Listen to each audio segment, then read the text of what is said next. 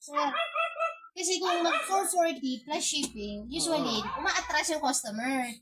Diba? Malaki. Kasi may shipping na pala shipping eh. cost. Oo. So, ang ginawa ngayon ni company, nag-standard ng 500, free shipping na. Pero sa mga online page, sir, 550. Mhm. Oo, binibili. Talagang, ako nag-try nga ako mag-ads, hindi naka-post lang siya. It's because na nag-offline ko. Ginawa ko lang siya open, target lang muna. Ang dami. Nag-budget ako na, 500. FB ads. FBE ads ang campaign. Sabi pumalo, how.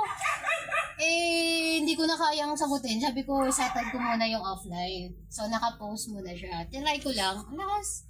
Mamamos. So, everyday, sasagot ka lang. Kung doon lang ha. Actually, ang nito, sir, ang mga online sellers, nakakaubos sila ng 100.